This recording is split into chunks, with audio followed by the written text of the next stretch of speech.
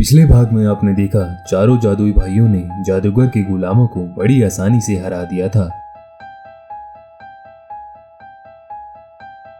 अब आगे जादूगर अपने महल में गहरी चिंता में होता है और चारों भाइयों को कैसे मात दी जाए बस वही उसके दिमाग में चल रहा होता है। जादूगर को परेशान देख चारों गुलामों में से एक गुलाम जादूगर के पास आता है और कहता है, जादूगर आप परेशान ना हो, मैं जल्द ही उन भाइयों को सबक सिखाऊंगा। ये सुन जादूगर गुलाम से कहता है, अच्छा, जब सबक सिखाने भेजा था तो तुम बुरी तरह हार कर आ गए थे और यहाँ मुंह छुपा कर बैठे हुए थे। गुलाम कहता है, मुझे दिनेश ने हराया था, शायद उसके पास मुझसे भी ज्यादा ताकत हो सकती है। बाकी तीन भाइयों को तो मैं चींटी की तरह मसल सकता हूँ। जादूगर ने कहा, जैसे तुम सोच रहे हो वैसा नहीं है, चारों भाई एक से बढ़कर एक हैं। ये मुझे मेरे दगाबाज जादुई तोते ने बताया था। जादूगर इससे पहले कुछ कहे वो गुलाम कहता है, अब जो भी हो मैं उनमें से एक भाई को ऊपर पहुंचा कर ही रहूंगा। और इतना कहकर वो वहां से चला गया।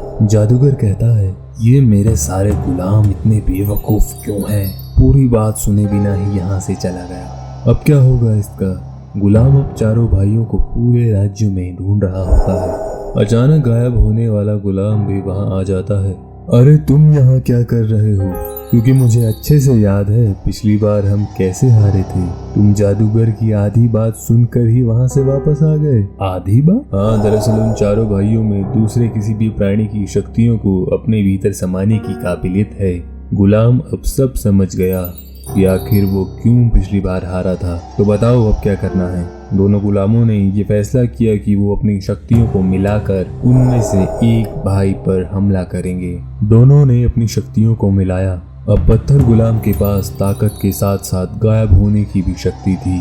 अब देखते हैं तुम चारों भाई कैसे हमें काबू करते हो।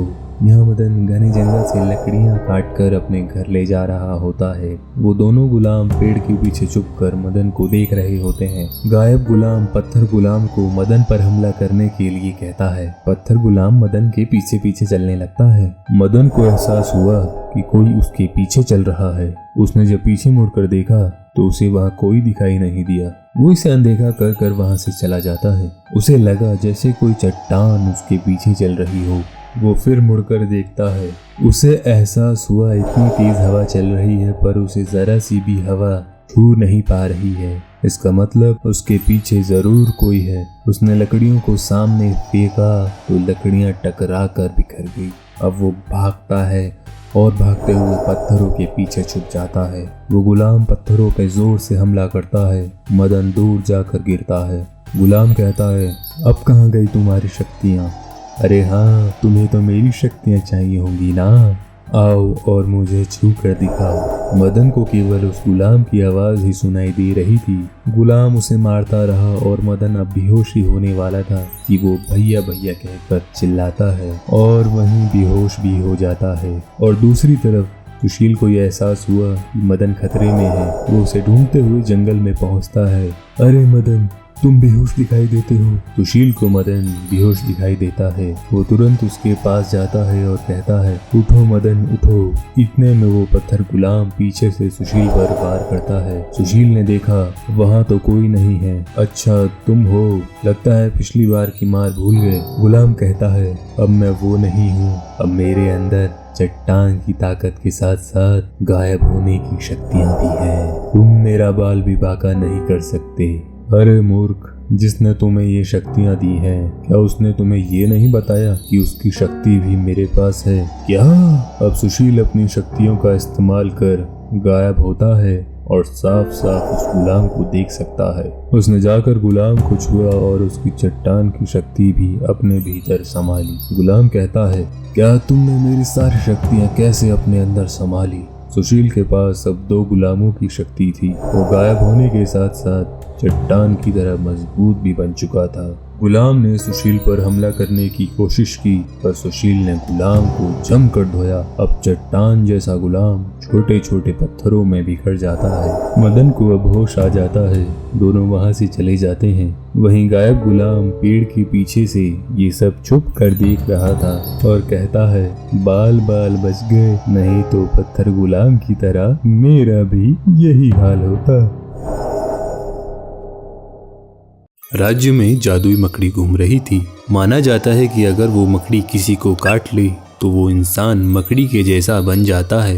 एक बंसी नाम का किसान जंगल में भटक रहा होता है। वह जंगल में सूखी लकड़ियों की तलाश कर रहा होता है, पर उसके मन में एक डर भी था कि कहीं जादुई मकड़ी उसके सामने ना आ जाए। बंसी हिम्मत करता है और आगे चलता जाता है। वहीं दूर उसे एक लकड़ियों का ढेर दिखता है।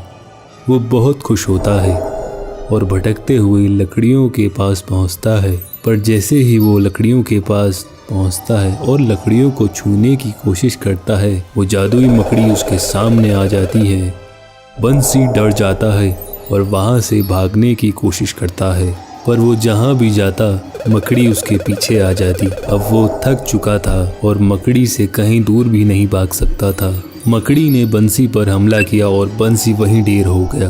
और कुछ देर बाद जब उसकी आंख खुली तो वह अपने घर में होता है। बंसी सोच में पड़ जाता है कि आखिर वो मकड़ी से बच कैसे गया। अब रात हो जाती है। एक गांव वाला बंसी के दरवाजे पर आता है और बंसी को आवाज लगाता है। बंसी ने आवाज सुनकर जैसे ही बाहर जाने की कोशिश की, उसका शरीर एक बड़ी सी मकड़ी में बदल जाता है। अब वो गांव वाला भी बंसी के घर में आने की कोशिश करता है और वो जो बंसी के शरीर की हालत को देखता है तो उसके पैर के नीचे से जमीन निकल जाती है। वो भागना शुरू करता है, पर बंसी ने उसे अपने जाल में पीछे से खींच लिया। अगला दिन होता है और उस गांव वाले की लाश एक पेड़ पर मकड़ी के जाल से लिपटी हुई थी। तीनों जादुई राजकुमार भी वहीं मौजूद थे। उन तीनों राजकुमारों ने ये फैसला किया कि वो पूरे राज्य की छानबीन करेंगे और अपराधी का पता लगाएंगे। अब वो तीनों अलग अलग दिशाओं में निकल जाते हैं। उनमें से राजकुमार अर्जुन को वो मकड़ी बना हुआ इंसान दिखाई देता है। वो उसके पास जाते हैं और पूछते हैं कि क्या तुमने ही उस गांव वाले की जान ली है। वो कहता है मुझे कुछ याद नहीं है और राजकुमार अर्जुन को वहां से चले जाने के लिए कहता है। राजकुमार अर्जुन अपनी शक्तियों से उसे काबू करने की कोशिश करते हैं, लेकिन उनकी शक्ति का उस पर कोई असर नहीं होता।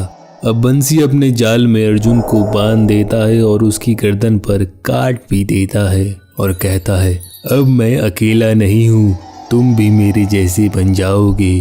पर आपको तो याद ही होगा, राजकुमार अर्जुन दूसरों की शक्तियां अपने वश में कर सकते हैं। बंसी के काटने पर वो उसके जैसे मकड़ी तो नहीं बने, लेकिन मकड़ी की सारी शक्तियां उनके भीतर समा गई। अब अर्जुन मकड़ी के जैसे पेड़ पर चढ़ सकते थे और जाल भी फेंक सकते थे। अर्जुन कहता है अरे ये तूने क्या किया, अब चलो कैद खाने में वहीं अपने जाल बुनना। राजकुमार अर्जुन बंसी को उसी के जाल में बांधकर कालकोठरी में बंद कर देते हैं। इस कहानी का कौन सा भाग आपको सबसे ज्यादा पसंद आया, नीचे कमेंट करके जरूर बताएं। अगर आप चाहते हैं कि आपकी कहानी हिंदी स्टोरी बॉक्स पर दिखाई जाए तो आप हमें अपनी कहानी भेज सकते हैं। जिसकी कहानी हमें सबसे अच्छी लगेगी हम अगली कहानी वही दिखाएंगे। ऐसे ही मजेदार कहानियाँ देखने के लिए यहाँ क्लिक करें। मिलते हैं अगली कहानी में।